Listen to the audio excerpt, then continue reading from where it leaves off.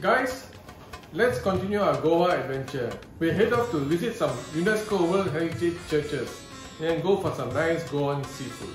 Cheers!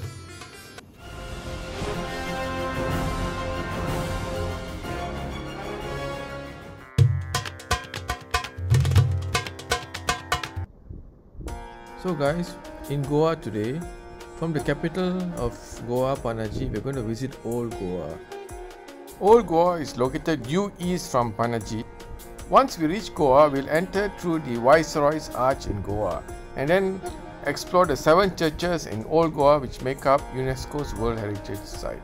The 7 World Heritage Churches are first the Church of St. Cajetan, and then in one complex the Chapel of St. Catherine, the Catholic Church of St. Francis Assisi and the Sir Cathedral. Now opposite these grounds where these 3 churches are is the Basilica of Bom Jesus where Francis Xavier's body lies. Just a short distance away we'll pass by the convent of Santa Monica and the Church of Our Lady of Rosary, and finally we'll visit the ruins of St. Augustine's Church. Cheers! The Viceroy's Arch in Old Goa was erected in the memory of Vasco da Gama in 1599 by his great-grandson Francisco da Gama, after he became Viceroy in 1597. Vasco da Gama was the first European to reach India by sea. His initial voyage to India was the first to link Europe and Asia by an ocean route. On top of the arch there is a little statue of Vasco da Gama, completely attired in full regalia, gazing at the Mandovi River. There was a ceremonial importance attached to this structure during Portuguese rule. Every governor who took charge of Goa had to pass through the arch. The archway was the spot where the new viceroy would be handed the keys of Old Goa at that time. It was also the tradition of the new viceroy to stay here while awaiting ceremonial keys to the city of Old Goa at the Viceroy's Arch. As mentioned before, there are 7 churches in UNESCO's World Heritage Site in Goa. And the earliest church is this, the Chapel of St. Catherine, built in the year 1510 by Alfonso de Albuquerque, the Portuguese conqueror, to commemorate his victorious entry into the city of Goa on St. Catherine's Day. This chapel is no longer functional. Behind this church is located the Church of St. Francis Assisi and the Sir Cathedral. The next church is St. Cajetan Church. The church was completed in the year 1661 and is said to have been modelled on St. Peter's Basilica in Vatican City. This church is also known as the Church of Divine Providence. The Sir Cathedral is the seat of the Archbishop of Goa. The word Sir is Portuguese for sea, meaning bishop's jurisdiction. The church was built to commemorate the victory of Alfonso de Albuquerque, leading to the capture of the city of Goa in the year 1510. Since the day of victory happened to be on the feast of St. Catherine, the cathedral was dedicated to her. The cathedral's tower houses a large bell known as the Golden Bell, on account of its rich stone. It is said to be the largest in Goa and one of the best in the world. The Basilica of Bom Jesus. Bom Jesus, meaning good or infant Jesus in Portuguese, is an iconic church. It's the first minor basilica in India and holds the mortal remains of St. Francis Xavier.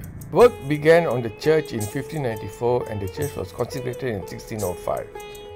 The Society of Jesus, or Jesuits, is a religious order of clerics for men in the Catholic Church with the headquarters in Rome.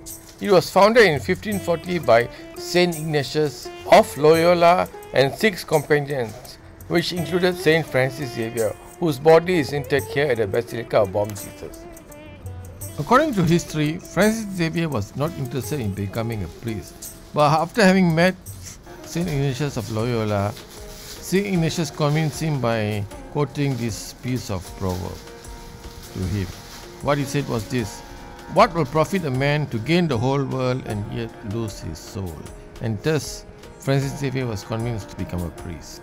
Now, there are 3 items of interest you must not miss at the Basilica of Bom Jesus. First is the altar.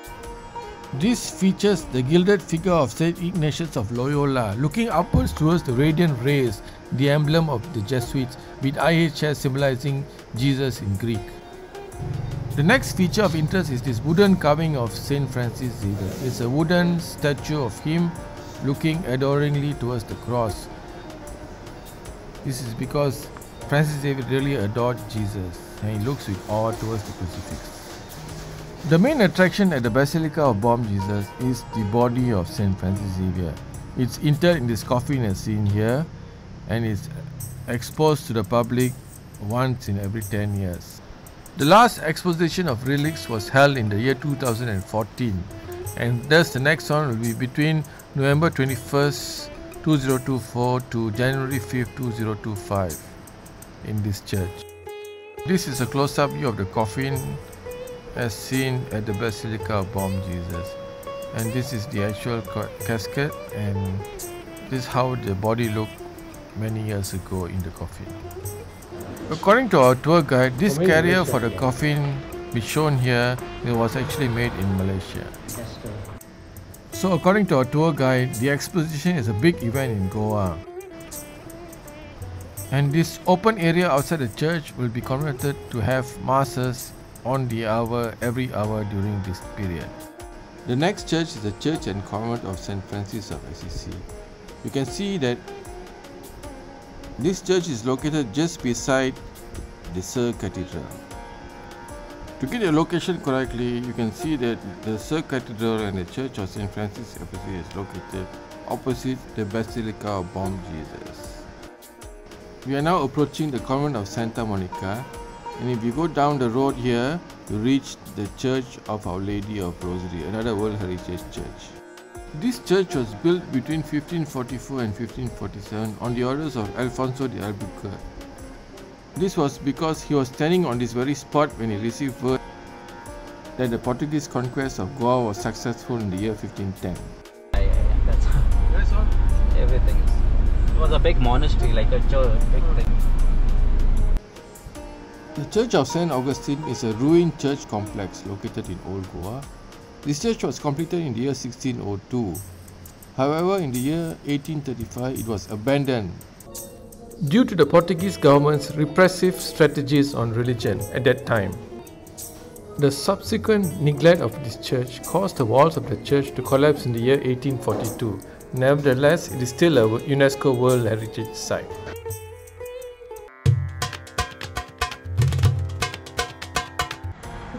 So all that walking about looking at churches made us very hungry.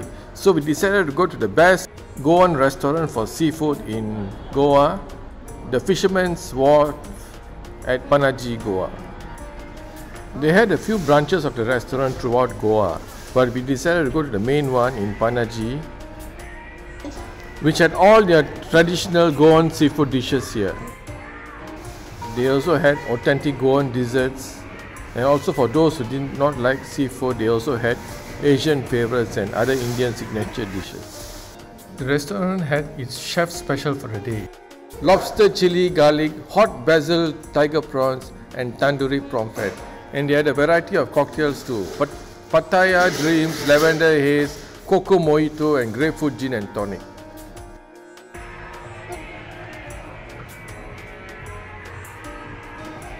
As we headed off to our table for lunch, I noticed a nice well-stocked bar at the restaurant.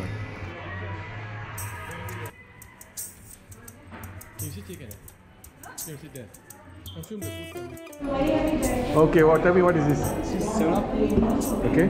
This is cashew penny. Cashew what? Cashew penny. Cashew penny. Yes, sir. So mix the cashew penny mixed with the sWharf and ice.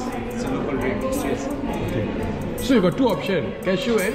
Cashew. It's a cashew penny. The other one, the palm something? Coconut penny also. Coconut penny. Oh, coconut penny. So, okay, I'll try this first. Cheers.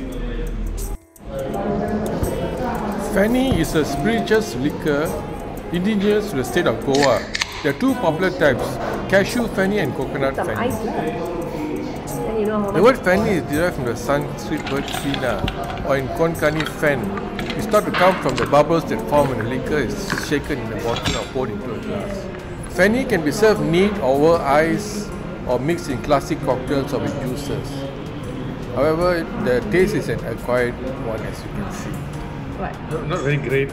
Let's see how the effect later. Say a fish tikka? Fish tikka. Yes.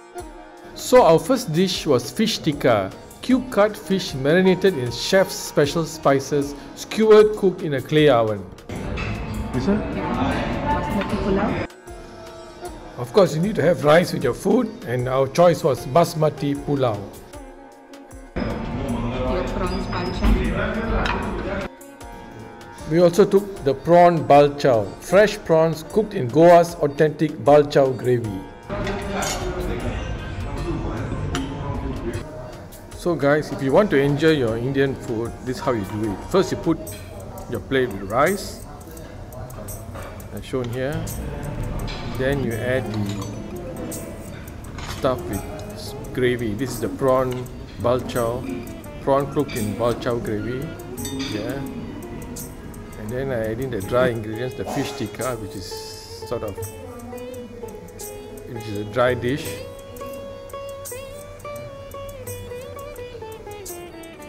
You can see from the sliced cuts of the fish tikka, it looked very fresh and delicious. Now Shanti tried the pickles which came with the food, and I always have my yogurt.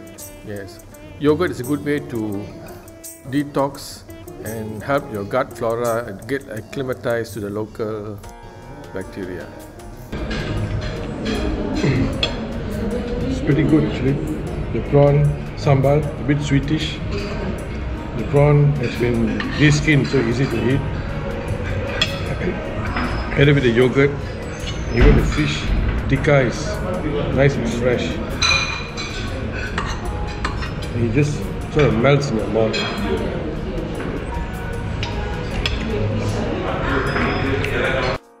Well guys, you can see we really enjoyed the food. All the dishes were completely empty, finished by the two of us. Although the Fanny took a bit of getting used to, so it was still remaining. Among the items of dessert which you should try here are the serradura, which is actually a Portuguese dessert. Serradura means sawdust in Portuguese. It's popular in Macau and also in Goa, both former Portuguese colonies. It's actually basically layers of whipped cream, condensed milk alternating with biscuit crumbs. Of course, the most famous dessert of all is bebinka, sought after by locals and visitors alike. What is it? Bebinka, sir. What is it? It is a Goan dessert made of jaggery. Jaggery? Yes, sir. This one is what? This is the coconut powder. This one? That is also the same. Cashew nut, badam. It is a layered cake of Portuguese origin. Preparing bebinka is a slow process. The batter is made with flour, sugar, ghee, egg yolk and coconut milk.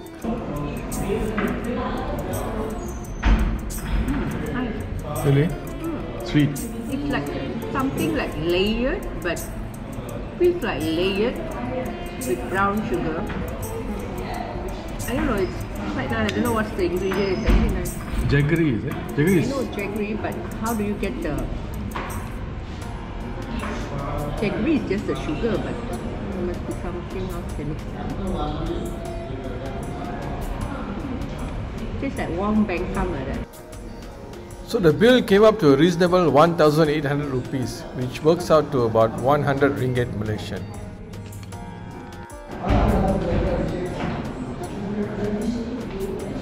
Okay, thank you, Alok.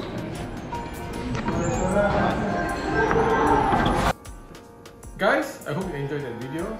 Stay tuned to the next video.